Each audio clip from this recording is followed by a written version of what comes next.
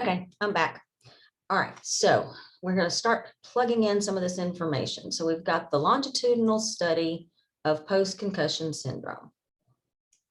I am going to copy the text for the title, and I am going to put it in the title on our matrix. Take care of all this part. I think that's pretty simple for you guys to do. Okay. We've got all the authors over here, and we will put them in. I'm copying and pasting this for right now, and then I would come back and do and fix it. So I'm just going to put it in to show you what goes where, and then we can fix it tomorrow. Okay, so the next thing that I want to show you, let's see, which, sharing.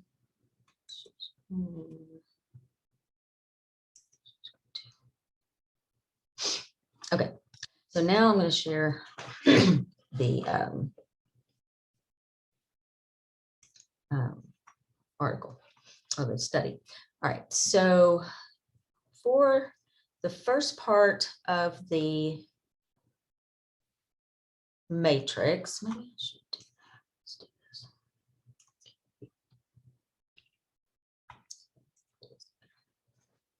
All right, so we know that this is a longitudinal study. So we're going to put longitudinal, oops, can't spell.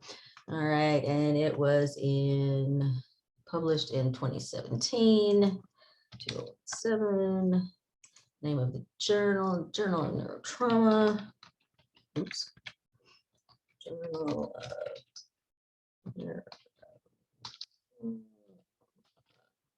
okay. Issue would be 34 and 1511. Actually, here, let's see. That's the page numbers. So that's going to be a period, and then page numbers is 1511 to 1523. All right, so the research question that they were looking for, and they did not put it in a research question, but I did find what they wanted, what the purpose was. So the purpose of the present study was to better characterize persisting PCS. And they wanted to determine the differences between those who recovered from PCS and those who did not, and to identify potential factors that affect recovery time. So their question would be, let's see, so the purpose of the present study was to better characterize persisting PCS. So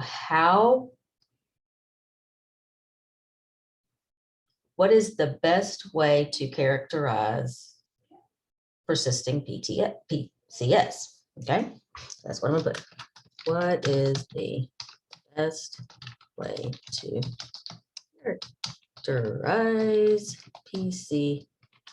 All right, so the study aims, they wanted to know the difference between those who recovered from PCS and those who did not. So what is the difference between those who recover from PCS and those who do not? And then the second,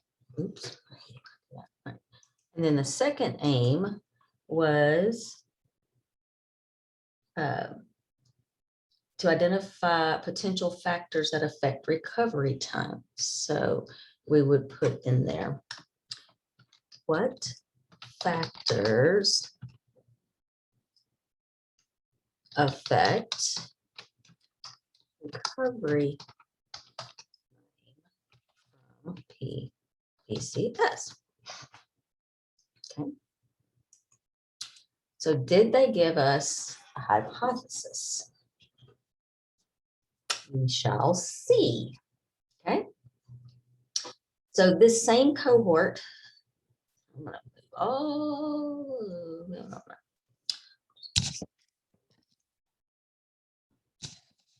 minimize me.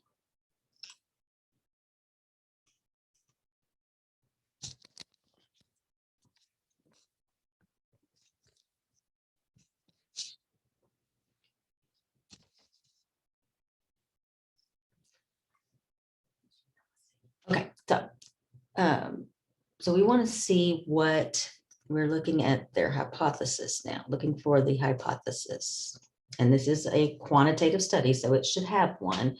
So what do they, the same patient cohort reported by Tater and colleagues. So we're looking at the methods, the participants and procedures. The same patient cohort reported by Tater and colleagues was used for this longitudinal study.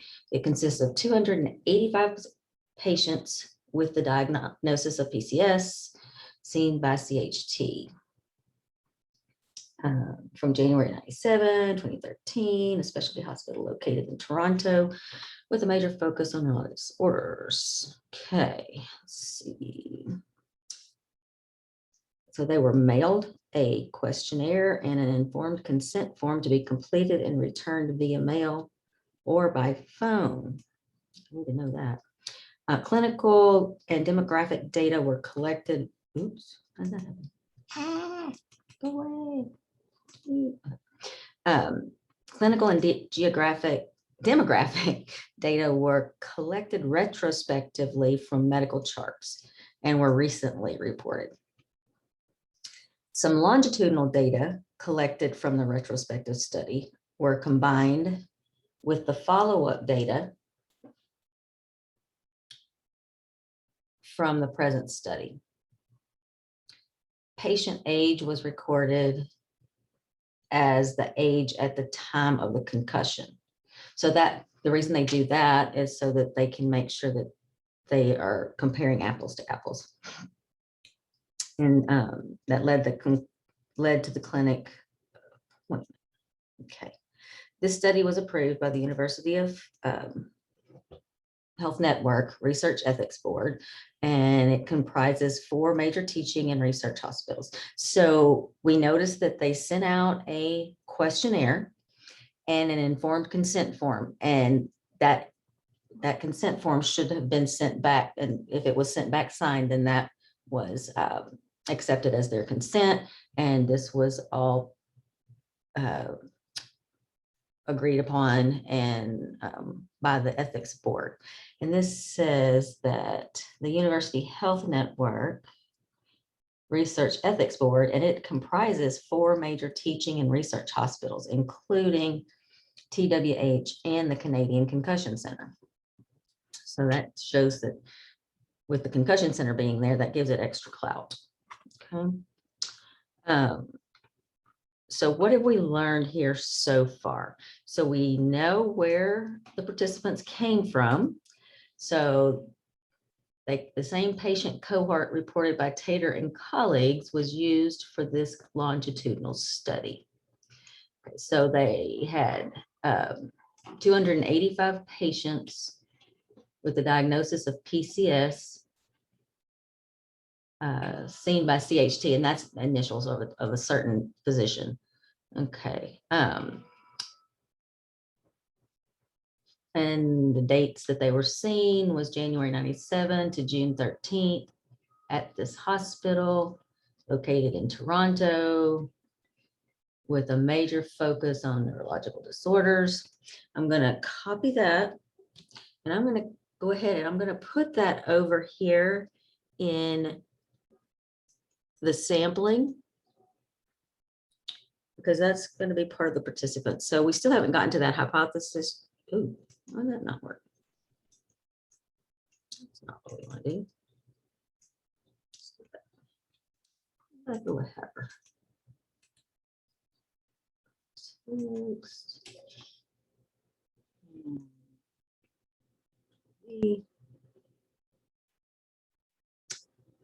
Here, I'm gonna Control C, copy text. I'm gonna put there. Don't like the way it's doing.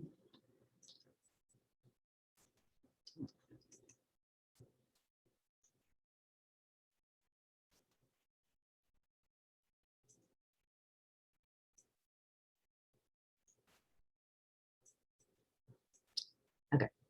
All right. So the demographic data were collected retrospectively from medical charts and were recently reported. I'm going to copy this. And remember, I am just copying and pasting right now. This is not what I would expect you to do. You would have to kind of put this in your own words, but for time's sake, I am copying and pasting this. It's driving me nuts.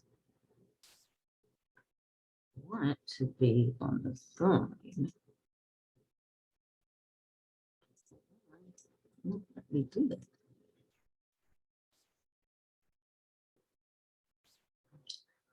Okay.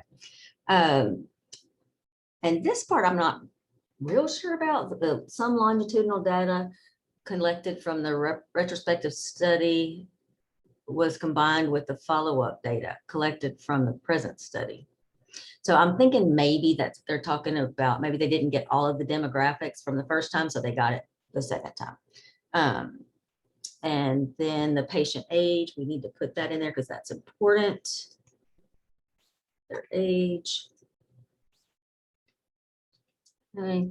And then we will put the research ethics board was approved, or they approved it, whatever you want to say, how you want to say it. I want to copy that. And where do you think that would go? We're going to put that in under methodology as well. We're going to go ahead and put that in. We'll leave that in the sampling part. Okay. Then we have our inclusion and exclusion criteria. All participants diagnosed with PCS had at least one symptom. Specifically, patients with a hemorrhage or contusion of other focal imaging abnormalities. The criteria for concussion were based on the 2012 Zurich guidelines, concussion statement, blah, blah, blah. The requirement that the PCS symptom or symptoms last at least 3 months was selected to capture a population with definite persistence of PCS. Okay, so there's our inclusion and exclusions. We're going to copy that. Control C. All right. So show y'all something here. Just okay. So measures included in the questionnaire. Data collected by the questionnaire included persisting symptoms, time to recovery or duration, treatments tried and their perceived efficacy, including occupational therapy. See, OT is in here, peeps.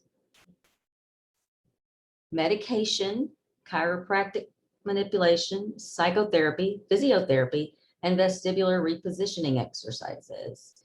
Comorbidities, including migraines, attention deficit disorder, learning disability, mononucleosis, depression, anxiety, and suicide. So when I'm looking through these, I'm looking for something that I might notice that would be interesting for OT. So I'm looking for learning disabilities, maybe ADHD, attention deficit disorders. We've got some vestibular repositioning exercises going on here. We have, let's see, psychotherapy might be something that would be of interest to OT. Depression, anxiety, suicide attempts before and after the concussion. Their compliance with a do not return to play recommendation from CHT. That is a thing that at the schools they have to be seen by a physician before they can go back to playing ball. And that is one place where things get dropped. And I think OT can really help with that. And then impact of the concussion on their life. There we go. That's definitely OT. And they're looking at that from a not at all to an extreme amount, and limitations on previous or current type of amount of schooling or work tolerated. If the respondent found checkbox responses insufficient, they were asked to expand their answers in the other section. Okay, so all of that being said, this is the questionnaire. So that's one of the assessment tools. So I'm going to copy that. I'm going to put it under assessment tool. Okay. I say I am. Where'd it go? Copy it. Let's just Control C.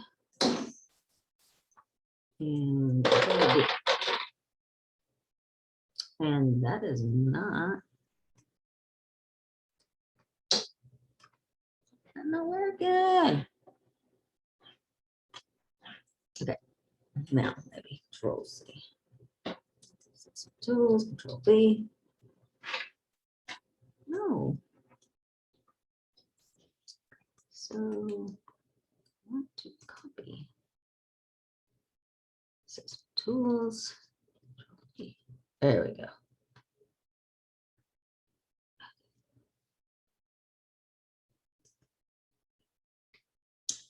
All right, so then we're going to look here at the statistical analysis. All data are presented as mean plus or minus standard deviation. That's just descriptive analysis, okay? So symptoms on the questionnaire were categorized into somatic, affective, and cognitive symptoms. Any of those sound like they would be OT-ish? I think so. The symptom list included in the questionnaire was based on the list used previously. That would have been in the other study, and included 35 persisting symptoms, which was shown in figure 2. Results of analyses were considered significant at P less than or equal to 0.05, and is a statistical trend present when 0.05 is less than 0.1. Okay, so what this is saying is that for all of those different symptoms, it would be statistically significant symptom that is common if it showed a P less than or equal to 0.05. And then there could be a trend, a statistical trend when it was less than 0.1.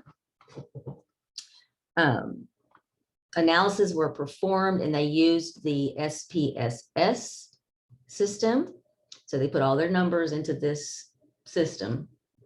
MATLAB statistics and machine learning toolbox. So that's a big, just an analytical machine. Okay, so we're going to copy this. Copy that. All right, and then we're going to put this into data analysis. Okay, because it was the it's not how they were collected, it's how they were analyzed. Okay, maybe where did they go? Oh man,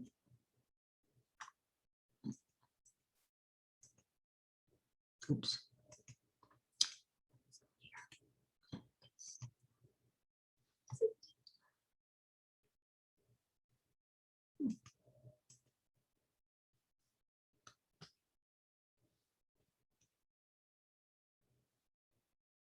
Really weird.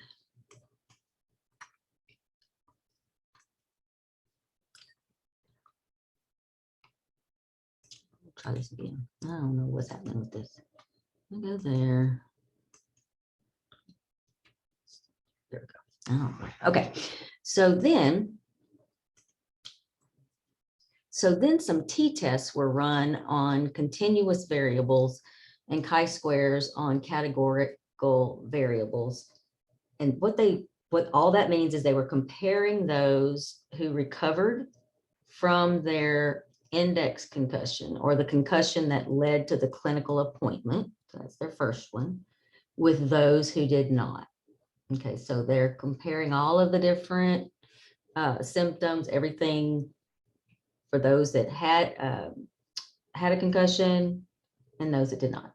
So when more than 20% of the cells in the chi-square had an expected frequency less than 5, the likelihood ratio was used. I'm having to really think through this, okay? So I don't totally get it. Due to the exploratory nature of the present study, sets of statistical hypothesis tests performed in a group were subjected to a reduced threshold for statistical significance, P, in order to control the false discovery rate to a specified value Q.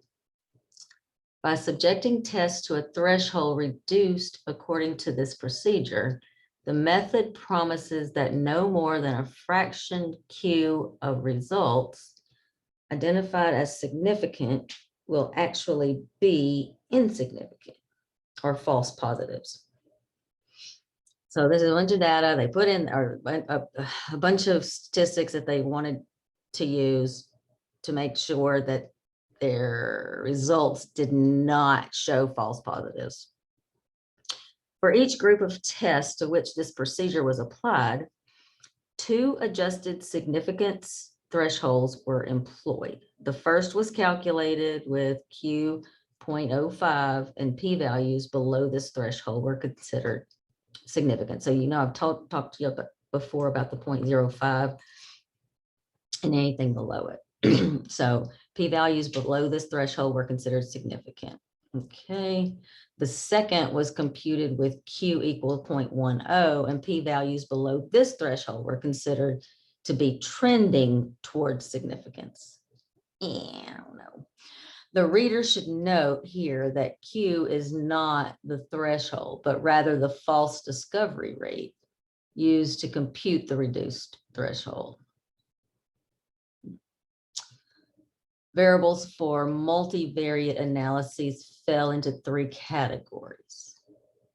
So we've got demographic variables, symptoms reported at the index concussion clinic appointment and questionnaire, and comorbidities and treatments, vivid comorbidities and treatments. Okay, so these are some variables that they did some studies on. All right, so this is going to go into, let's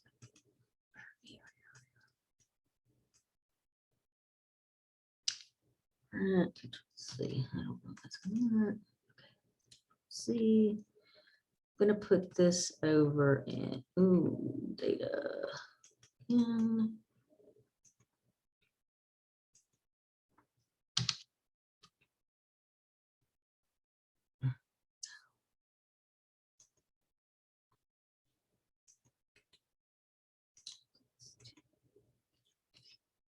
Okay, so vivid dreaming was excluded as a symptom because it was not reported at the time of the index concussion, which means at the beginning.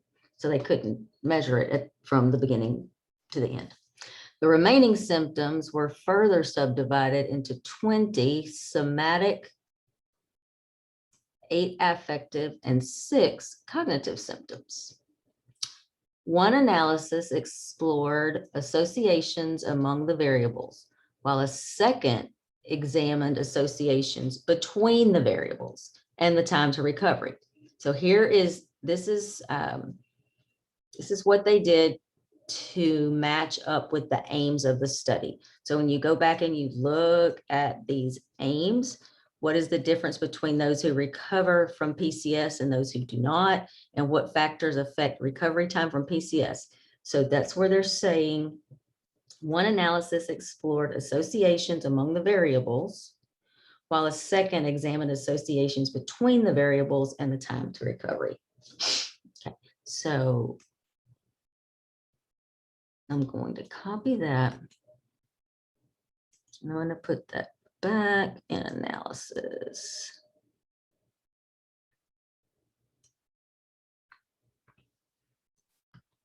Okay. And you see up here in the top of analysis where I said what statistics were used, what did they do to the data, who did it, any bias. So that's what I'm looking for right now. What are they doing with this information? A principal component analysis was performed with symptoms to identify their major patterns of covariation.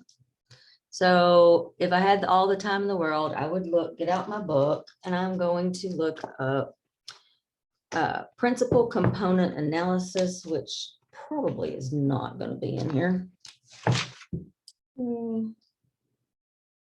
Oh, guess what? It is. Okay. Principal component analysis, PCA, a statistical method that creates one or more index variables called components from a larger set of measured variables. So they're trying to break down these variables, okay, or put them all in one place. And so they were performed with symptoms to identify that there are major patterns of covariation. Then, and so what is covariation? Just FYI, I kind of know what it is, but let's just see what it says.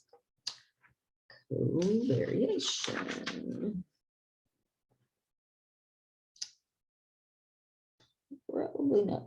Covariance, a measure of the joint variability between two random variables. So there's still, it's all about all of the variables. What's consistent between them, what's not consistent between them. All right, so a principal component analysis was performed with symptoms to identify their major patterns of covariation. So they're looking to see what is the variability between the random variables. Permutation testing. What is that? Let's see. Permutation. P.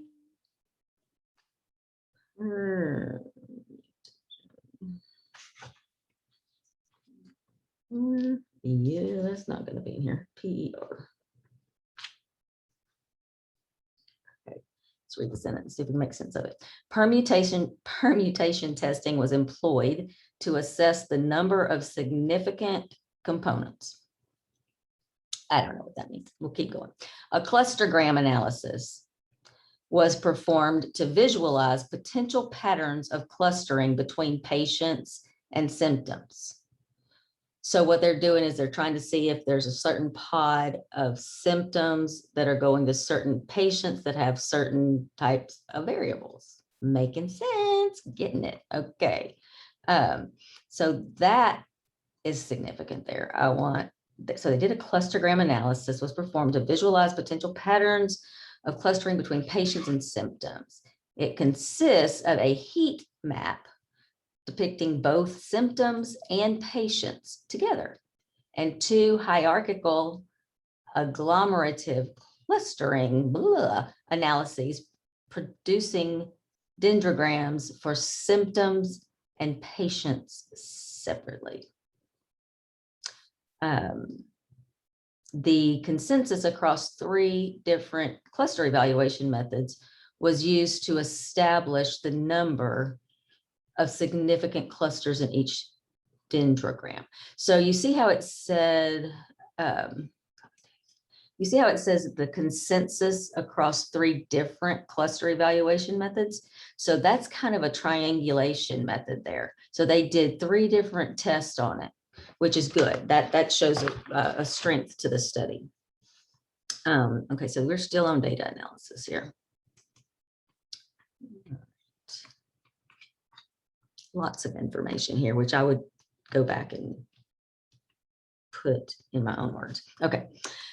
Then they're going to do a Cox proportional hazards model. What is that? Was used to evaluate the association between time to recover from PCS and patients' demographics, pattern of symptoms, and comorbidities. All right, so what is a Cox proportioned hazard model? What do we do? Look it up. Cox proportional hazards regression is a type of regression model used for survival analysis that estimates a hazard ratio comparing the duration of times to an event in 2 populations. Didn't help me a whole lot. Okay, so it was used to evaluate the association between time to recover from PCS and patients' demographics, patterns of symptoms, and comorbidities. So they are looking at how long it takes someone to recover from PCS, and is there any significance between that and the symptoms that they have, and that and the demographics, and that and the comorbidities. So 4 separate Cox models were analyzed. So they looked at age and gender, total somatic, affective, cognitive, and overall number of symptoms, all symptoms as individual predictors, and comorbidities and treatments together and individually. So that's kind of the bottom line to what they're looking for, which I kind of like that. So that gives us a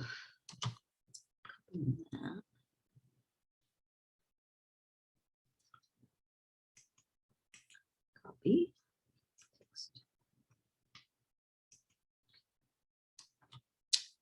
Paste.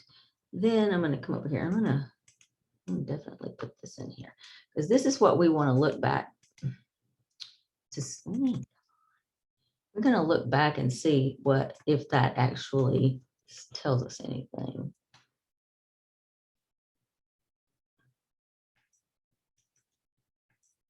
Oh my goodness, come on. I'm having copy paste problems here. There we go. Okay. Copy. Next. So 4 separate Cox models were analyzed. Age and gender, total somatic, affective, cognitive, and overall number of symptoms, all symptoms as individual predictors, and comorbidities and treatments together and individually. So we could, I'm going to go to the top of here. And I'm going to put this at the very top.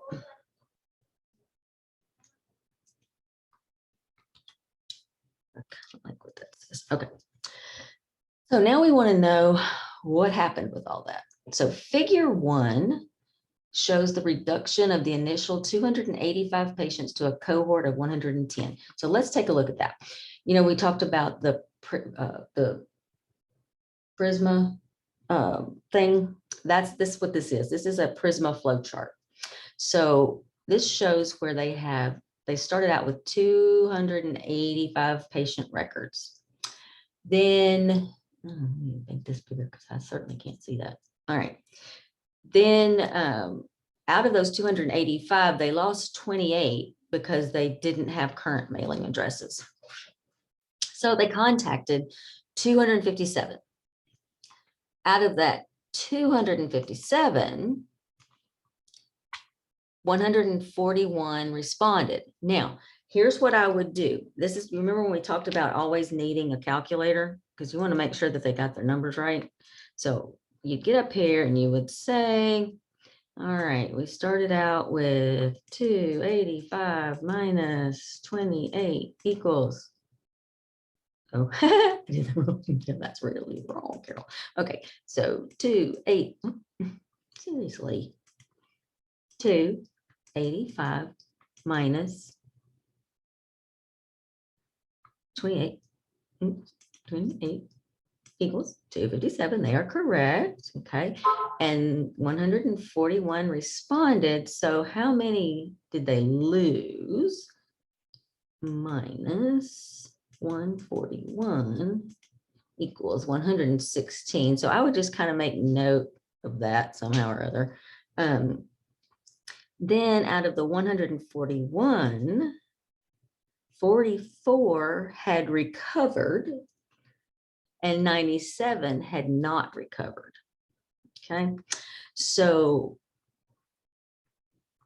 and we were talking today with one of the groups, I don't remember which one, it was like, well, why did they have 97 non-recovered and only 44 that were recovered? Well, we don't know that. That's what we're trying to figure out. Okay, so that's why we've got two groups here, but we're going off of the patients that we had. So that's automatically an issue right there. That's like almost half of those people, or less than half of those folks had not recovered, right? Okay, so of the ones that recovered over here on the left, they had to exclude 14 of them, okay, because one had a hemorrhage, so that wasn't a PCS. One had a contusion, that wasn't a PCS. One recovered in less than or equal to 3 months, and so that was part of the exclusion or not inclusion criteria. And that was 10 of them. Whoa, wow. Okay, so and then failed the TOMM, and have we even heard what that was yet? And then 0 were litigants. Not sure where that TOMM comes in. We'll keep attention to that. Okay, so that dropped them down from 44 to 30. So of the ones that had not recovered, they had to lose 17. 4 had hemorrhages, 2 concussions, and less than or equal to 3 months, there was none. 2 failed the TOMM, and 9 were litigants. How about that? That's kind of interesting. So none of these that had recovered were litigants, but 9 of them over here. And the litigants are those that are in current lawsuits. So all kinds of questions pop up in my head when I start reading this, right? So if you want to compare that, you've got already in those non-recovered, you had more hemorrhagics than you did in the ones that had recovered, even though we can't use them. More contusions in the recovered than by 1 than the non-recovered. And so in the recovered, there was 10 of them that were recovered in less than or equal to 3 months, and none, obviously, over here. But that litigant thing, that kind of doesn't surprise me. So anyway, after you take away 17 over here, it leaves you with 80. And then we ended up with 30 over here. So we've got a total of 110. 30 that are recovered, 80 non-recovered. Okay. It says the criteria used for case selection of the cohort beginning with 285 cases, of which 120 were ultimately selected. Okay, so either I'm missing something. That is not 120, is not what they're saying, right? And I don't think that 80 plus 30 equals 120. So something ain't right there. I don't know. We'll see. Okay. So let's go back down here. So it says figure 1 shows the reduction of the initial 285 patients to a cohort of 110. All right. So we are going to just copy this. Ooh, shoot. I think it is important. Let's read this first and see what's important in here to keep. So figure 1 shows the reduction of the initial 285 patients to a cohort of 110 patients. 28 patients could not be contacted because of unavailable current addresses. Thus, 257 patients were sent questionnaires by mail, and 141 responded, yielding a response rate of 54.86, which is considered average and expected. So that is a good, that's actually a good response rate. So I'm going to put that, where am I thinking? All right, for, that's going to go over here in sample size.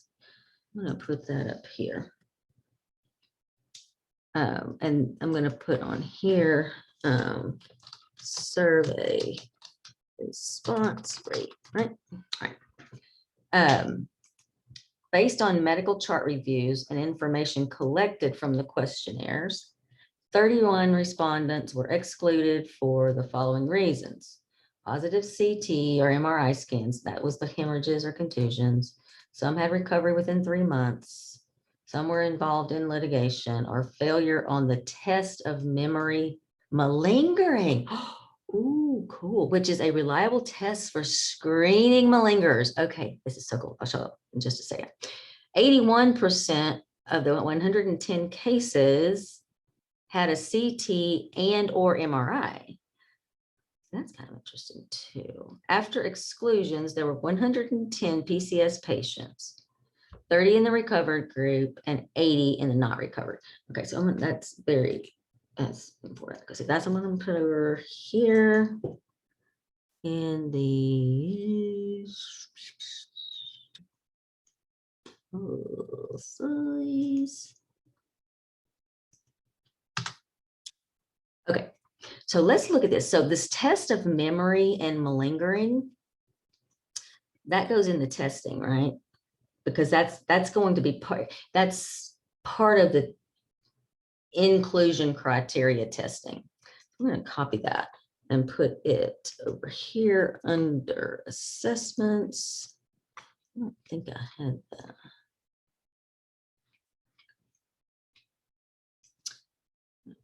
Here.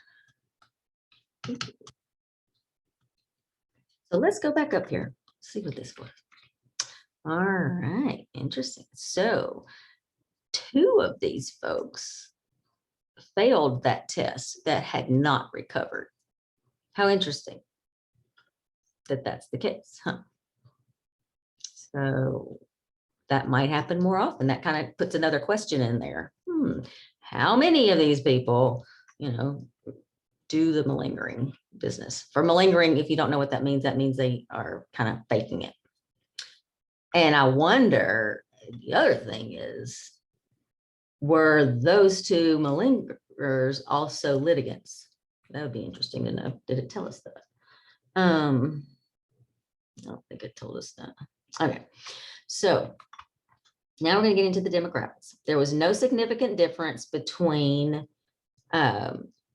recovered and not recovered with respect to age, sex, cause of injury, sports related versus non-sports related, or presence or absence of 1 or more subsequent concussions after the index concussion.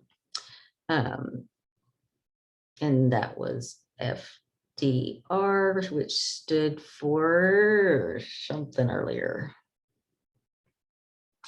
FDR, false discovery rate. So there was no significant difference between recovered and not recovered with respect to sex, age, and cause of injury, sport related versus non-sport related, or presence or absence of 1 or more subsequent concussions after the index concussion. false discovery rate. See table 1 for a list of false discovery rate corrected chi-square test results. That I am not real sure about. I need to do more work on that one. And I wish I knew how to change the color on this. Okay. There also was no significant difference between recovered and not recovered with respect to total number of prior concussions. That's good. All right. So differences between recovered and not recovered groups, chi-square tests with false discovery rate adjustment. I just want to see. I don't know why they would test for false discovery rate. That just doesn't.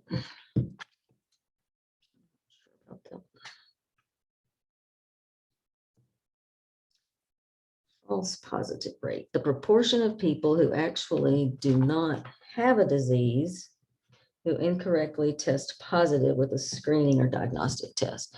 So what did it say? There was no significant difference between recovered and not recovered with respect to total number. No, that's not it. There was no significant difference between recovered and not recovered with respect to sex, age, cause of injury, sports related versus non-sports, or present or absence of one or more subsequent concussions after the index concussion. False discovery rate. It's not making any sense to me. So significant at P less than 0.05 under false discovery rate correction. Trending towards significance at P less than or equal to 0.10 under false discovery rate correction.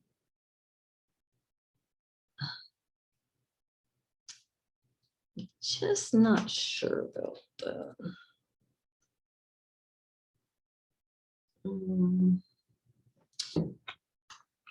So let's see something because that's going to bug me. I'm going to go here.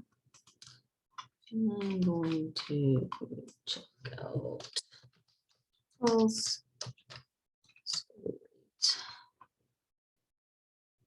It is the false discovery rate is a method of conceptualizing the rate of type 1 errors in null hypothesis testing. One can do.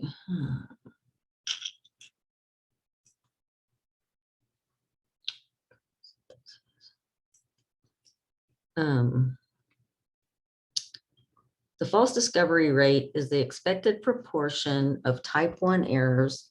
A type 1 error is where you incorrectly reject the null hypothesis. In other words, you get a false positive. Closely related to the FDR is the family-wise error rate. That's the probability of making at least one false conclusion. In other words, it is the probability of making any type 1 error at all.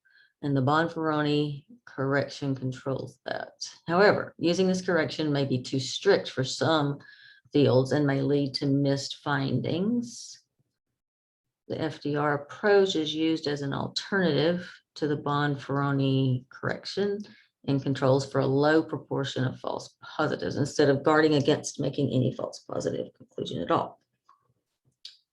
This result is usually increased statistical power and fewer type 1 errors. I have no idea. I would really have to hurt my brain to think of this, how that works.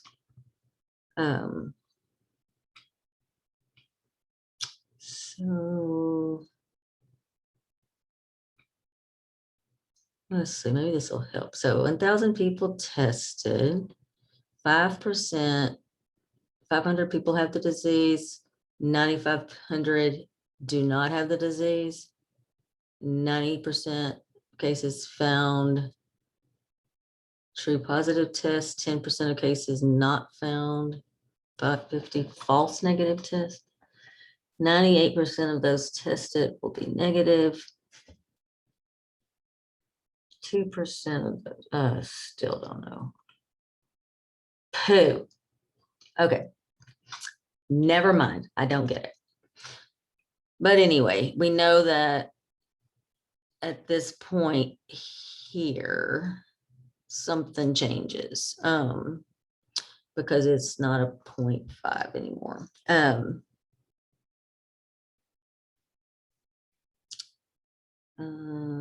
So now look at this. I don't know what this means, but found occupational therapy effective is a big whopping 1. Don't know what that means, but I don't think it's good. Let's see. Okay.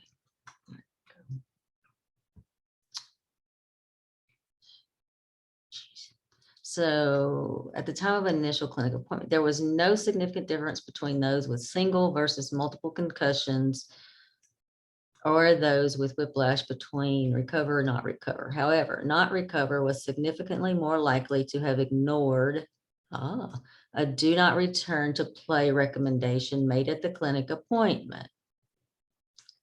There were no differences in the number of symptoms experienced at the time of the clinic appointment. Let's look at that. So that said, do not return to play. Where is that at? I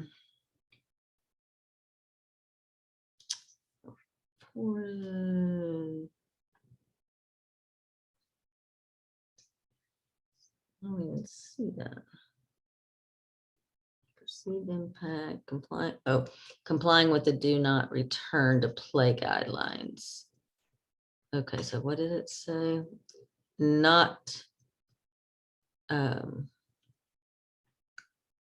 recovered was significantly more likely to have ignored a do not return to play recommendation made at the clinic appointment. There were no differences in the number of symptoms experienced at the time of clinic appointment between, okay, so no differences or symptoms experienced. Okay, symptoms. Let's see that.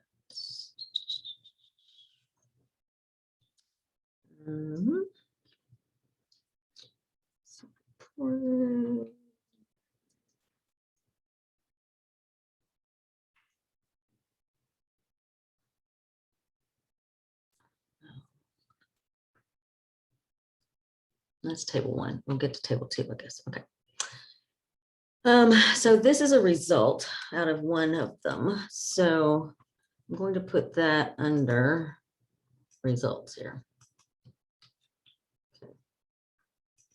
Then symptoms. Figure 2 shows that the 3 most common symptoms reported by the not recovered group were headaches, difficulty concentrating, and fatigue, while the 3 least common were vomiting, seizures, and slurred speech. Depression occurred alone in 40% of the not recovered group.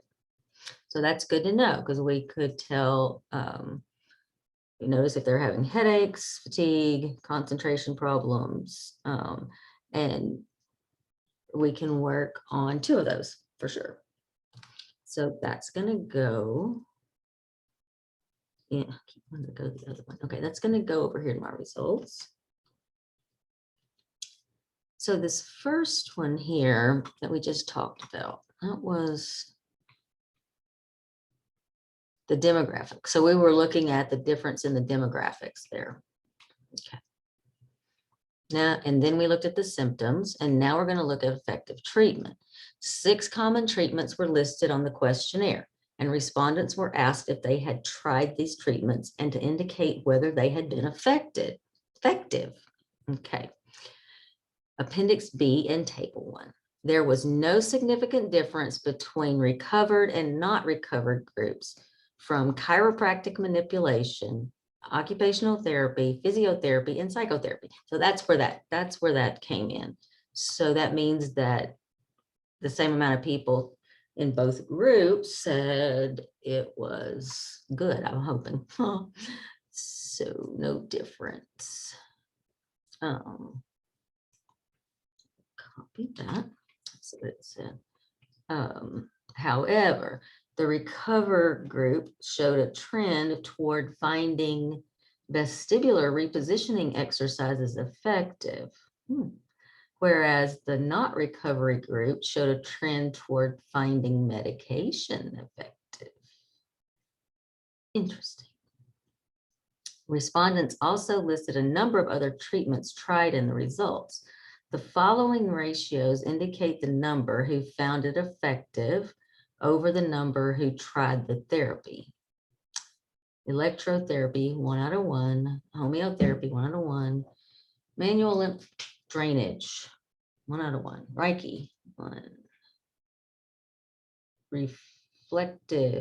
Repetitive, vitamins, yoga, meditation and mindfulness, massage, craniosacral, osteopathy, acupuncture, chiropractor, myofascial release, naturopathy, and neuropostural vision therapy. All right, well, where the heck is OT? Huh. I wonder if maybe, that's weird. Exercise, homeopathy, manual lymph drainage. I guess that could have been OT. What all of this can we do? We can exercise. We can do manual lymph drainage if we're trained. Repetitive magnetic stimulation, don't know about that. Yoga, not really. Meditation and mindfulness, we can teach that. Certain types of massage, but I don't really know. Osteopathy, acupuncture, nope. Chiropractor, neurology, nope. Myofascial release, yes, if trained. Naturopathy, nope. And neuropostural vision therapy, yes, we can, but it doesn't look like they liked it. Okay, so that I would definitely put that as the findings. Copy text up here. Results. Specific comorbidities before and after the index. The presence of anxiety, ADHD, migraines, a learning disability, thoughts, attempts of suicide before and after index concussion were not significantly different between the recovered and not recovered. A trend towards significance was found for the development of depression after concussion in the not recovered. Okay, but no significant difference was found for the prior existence of depression. Lastly, a trend was seen for mono preceding the index concussion in recovered, whereas the groups did not differ with respect to contracting mono after concussion. Mono, what would that have to do with it? That's interesting though. So that's finding there, or not a finding, that is a result. That would go there. Okay. All right, now let's look at impact on life. At the time of completing the questionnaire, the recovered group did not feel limited in schoolwork.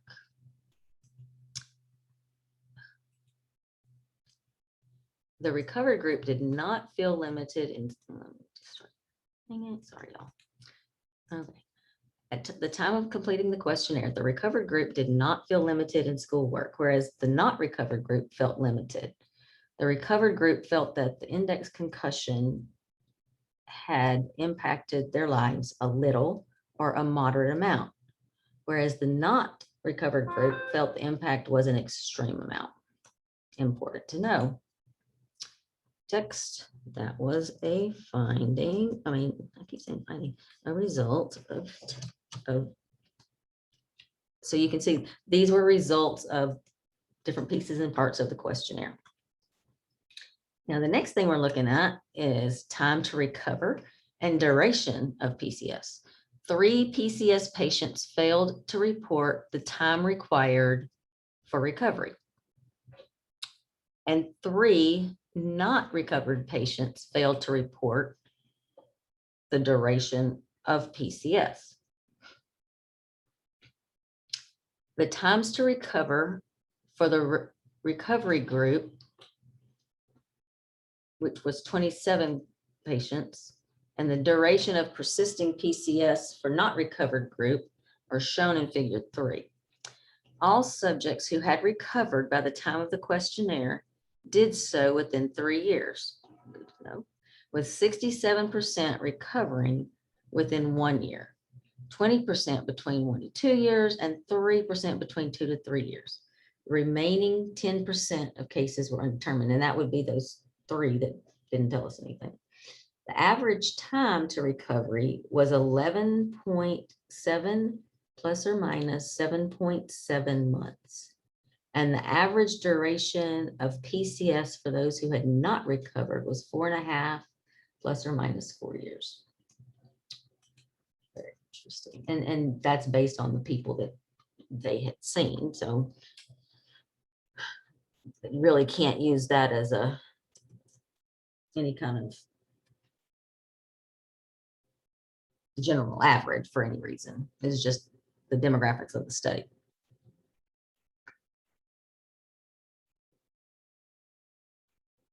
So that's that.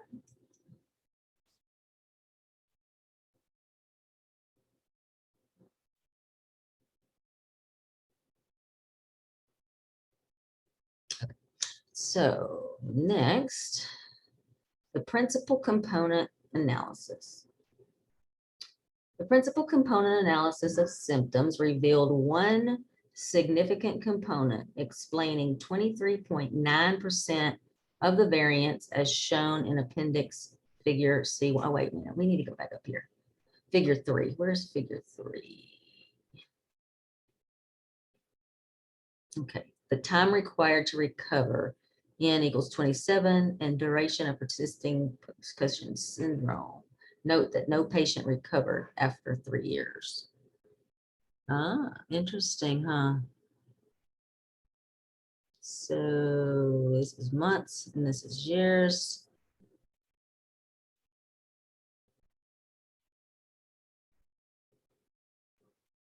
Not recovered, occurred. Oh, let's see. Huh. So this is the number of respondents. 30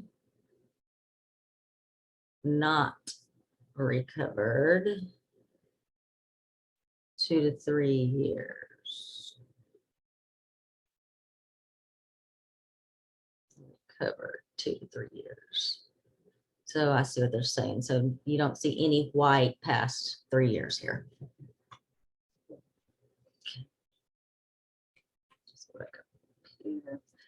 All right, the principal component of analysis of symptoms revealed one significant component explaining 23.9% of the variance as shown in appendix figure C1, P less than 10 minus 4 permutation test. Of the 34 symptoms, 33 were positively weighted in this component with coefficients of 0.5 plus or minus 0.08. The loadings of each symptom on the first principal component are illustrated in appendix figure C2. Vomiting was the only negatively weighted symptom with a small weight of 0.02. This suggests that the symptoms are almost all positively correlated with each other, and that in no case did the presence of one of the symptoms negate the presence of another. Okay, that's interesting. So it doesn't, if one's there, it's not going to say the other one is not.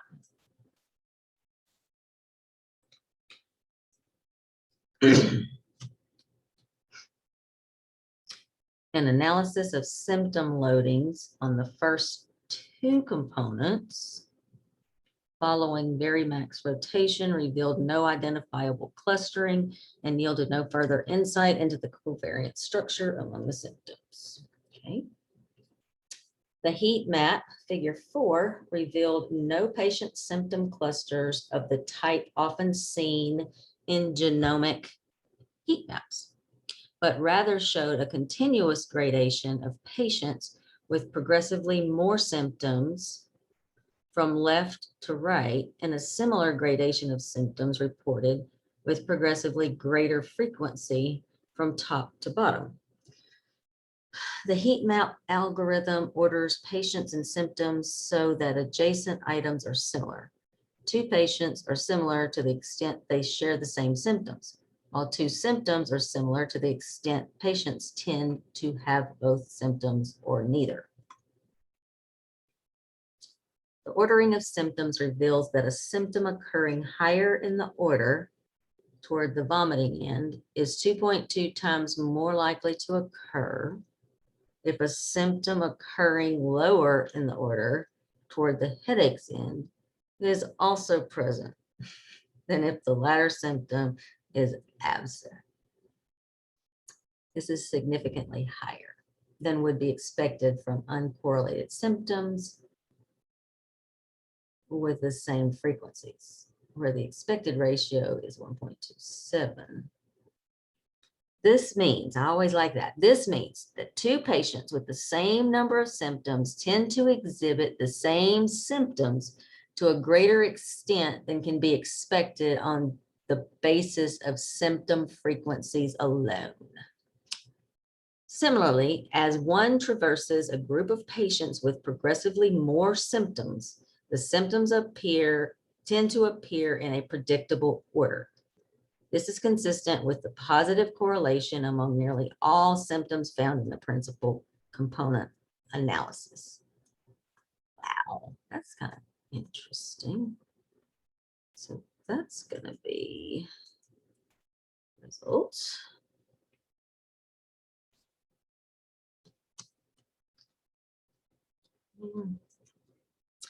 Vomiting does not appear to obey the same symptom ordering property discussed above, in that the appearance of symptoms lower in the order do not make it more likely.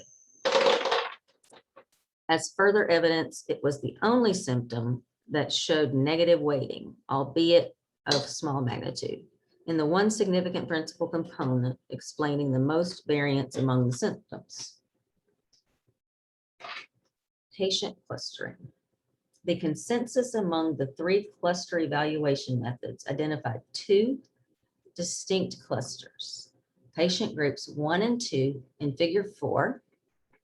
The number of symptoms was strongly associated with patient group P equals 5.8 times 10, whatever. And in fact, all symptoms showed a significant positive association with membership in patient group 2, except for headaches, reported by almost all patients. Seizures reported once in one group and twice in the other, and vomiting, which, as noted earlier, does not appear to fit into the ordering displayed by the other symptoms. Patient group 2 also was significantly associated with patients who reported a distinct behavioral phenotype, the experience of depression, anxiety, and learning disorders following their concussion. Trying medication, psychotherapy, and vestibular repositioning as treatments, and finding medication and psychotherapy as effective treatments. There was no significant association between patient group with age or gender. Interesting.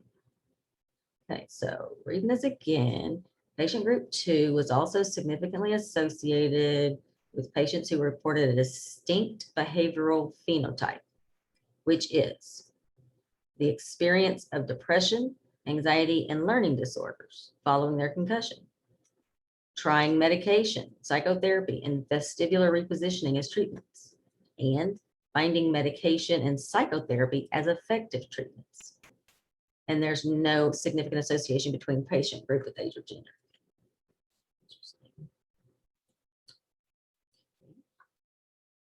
So see how these are answers. So we still don't know what it all means together yet.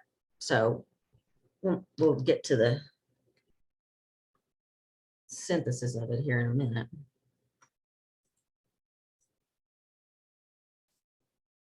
And yes, this takes a while. This is one of the longer ones.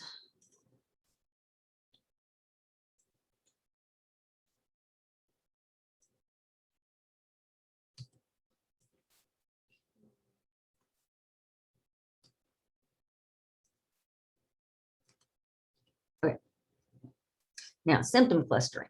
The cluster evaluation methods identified two distinct clusters among symptoms, symptom groups A and B. The symptom grouping was strongly associated with the number of patients reporting each symptom. However, the symptom grouping was not significantly associated with the symptom categorization into somatic, affective, and cognitive symptoms. Based on figure 4, the primary difference between the two symptom groups is that group B appears to contain symptoms that are reported significantly more often than those in group A. It also appears that if patients are going to report 10 or fewer symptoms, they are far more likely to be from symptom group B than from symptom group A. Okay, we're going to look at these groups here in a minute and see.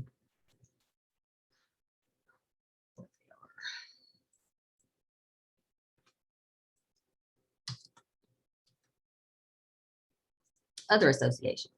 A large-scale test for associations between symptoms on the one hand and comorbidities and treatments on the other yielded only 33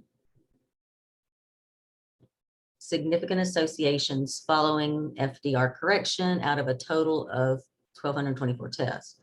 Most of these followed obviously from their definitions. For example, patients who reported anxiety as a symptom also reported experiencing anxiety following their concussion as a comorbidity, trying medication and psychotherapy to treat their anxiety and finding this treatment effective. A similar set of associations was exhibited for depression. A few significant exceptions to these expected patterns included significant positive associations between reporting symptoms of slurred speech and other speech problems, a greater number of prior concussions, and with the taking of anxiety and depression medications. I mean, that just